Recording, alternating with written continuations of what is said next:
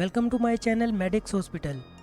आज के इस वीडियो में हम बात करने वाले हैं टेम्परेचर के बारे में, यानी कि फ़ीवर। आज के इस वीडियो में हम बात करेंगे कि फ़ीवर क्या है, इसके काजेज़ क्या हो सकते हैं, साइन एंड सिम्टम्स क्या हो सकते हैं, इन्वेस्टिगेशन में कौन से लेबॉरेटरी टेस्ट परफॉर्म करवा सकते हैं, ट्रीटमेंट में किन मेडिसिन के इस्तेमाल से इनके साइन एंड सिम्टम्स काज को ख़त्म कर सकते हैं। अगर आप हमारे चैनल पर नए हैं तो आपसे गुजारिश है कि इस चैनल को सब्सक्राइब करें, क्योंकि इसके ऊपर डिजीज़ मेडिसिन को डिटेल के साथ स्टडी किया जाता है। What is fever? आज की इस वीडियो में मैं आपको फ़ीवर एक आम और सादा लैंग्वेज में समझाने की कोशिश करूँगा। जब बॉडी का टेम्परेचर इंक्रीज़ हो जाता है तो उसको फ़ीवर कहा जाता है, और ये बॉडी का टेम्परेचर किसी भी वजह से इंक्रीज़ हो सकता है। बैक्टीरिया भी हो सकते हैं, किसी वायरसेस की वजह से भी हो सकता है, फिजिकल ट्रॉमा की वजह से भी हो सकता है। इनका जो स्टैंडर्ड टेम्परेचर है वो 37 डिग्री सेंटीग्रेड है और फ़ारेनहाइट में 98.6 फ़ारेनहाइट है। ब्रेन के अंदर एक पार्ट होता है जिसको हाइपोथैलेमस कहा जाता है। हाइपोथैलेमस का काम ये होता है कि वो बॉडी के अंदर होम्योस्टैसिस को मेंटेन करती है। होम्योस्टैसिस से मतलब ये होता है कि वो हार्मोन्स का लेवल बरकरार रखती हैं और टेम्परेचर को मेंटेन करती हैं, ना ज़्यादा होने देती हैं ना कम होने देती हैं। तो उसको एक बैलेंस में रखती हैं टेम्परेचर को, हाइपोथैलेमस। जब किसी इन्फेक्शन की वजह से हाइपोथैलेमस इन्फेक्टेड हो जाता है तो टेम्परेचर इंक्रीज़ हो जाए तो उसको फ़ीवर कहा जाता है, और टेम्परेचर डिक्रीज़ हो जाए तो उसको हाइपोथैलेमस कहा जाता है, फ़ीवर का कम हो जाना। Disease due to high fever मतलब कि फ़ीवर अगर ज़्यादा हो जाए तो उनकी वजह से कौन कौन सी बीमारियां हो सकती हैं। मलेरिया हो सकता है, टाइफाइड हो सकती है, नमूनिया हो सकता है, रिमेटिक फीवर हड्डियों का बुखार हो सकता है, tuberculosis, jaundice, fever due to cold, meningitis. Meningitis basically meninges की इन्फ्लेमेशन को कहते हैं।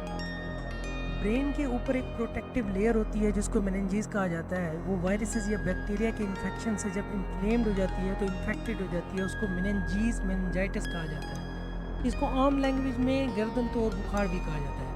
हीट स्ट्रोक भी हो सकता है, इन्फेक्शन भी हो सकता है, एब्सेस हो सकते हैं, टॉन्सिल बन सकते हैं, मम्स बन सकते हैं, चेस्ट इन्फेक्शन हो सकता है। अगर हाई फीवर हो जाए तो ये डिजीज़ होने के चांसेस हो सकते हैं। बात करते हैं कि टेम्परेचर यानी फीवर की कितनी टाइप्स हो सकती हैं। इसकी टेम्परेचर की दो टाइप्स हैं, हाइपोथर्मिया और हाइपरथर्मिया। जैसा कि नाम से जाहिर है, हाइपोथर्मिया में जो टेम्परेचर है वो नॉर्मल लेवल से डिक्रीज़ हो जाता है, और हाइपरथर्मिया में टेम्परेचर नॉर्मल लेवल से इंक्रीज़ हो जाता है।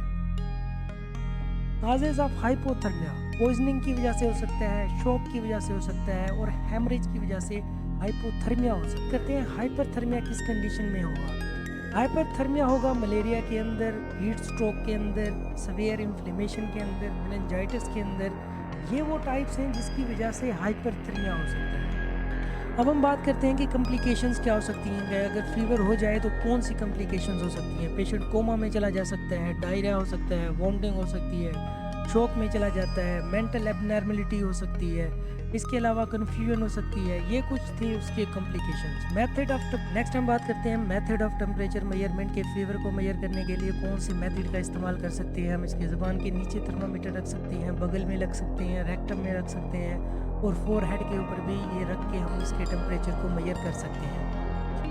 नेक्स्ट हम बात करते हैं ट्रीटमेंट ऑप्शन के बारे में। इनमें उन मेडिसिन का जिक्र किया जाएगा जिनके इस्तेमाल से हम उनके साइन एंड सिम्टम काज को ख़त्म कर सकते हैं। एंटीपायरेटिक मेडिकेशन दी जाती हैं ताकि फ़ीवर को कम किया जा सके, जिनमें पैरासीटामोल, एस्प्रिन, पैनाडोल जो कि टैबलेट और सिरप फॉर्म में इजीली अवेलेबल होती हैं, जो कि दिन में 2 बार यूज़ की जा सकती हैं। इसके अलावा कालपोल भी आप यूज़ कर सकती हैं टैबलेट और सिरप फॉर्म में इनके साइन एंड सिम्टम्स और काज को ख़त्म करने के लिए।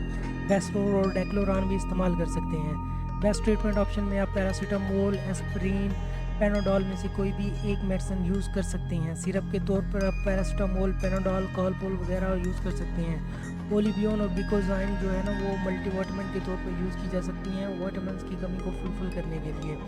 इसके अलावा बेस्टरोल और कैमवेट भी आप यूज़ कर सकते हैं एज अ मल्टीविटामिन। अगर आप हमारे चैनल पर नए हैं तो आपसे गुजारिश है कि इस चैनल को सब्सक्राइब करें, क्योंकि इसके ऊपर डिजीज़ और मेडिसिन को डिटेल के साथ स्टडी किया जाता है।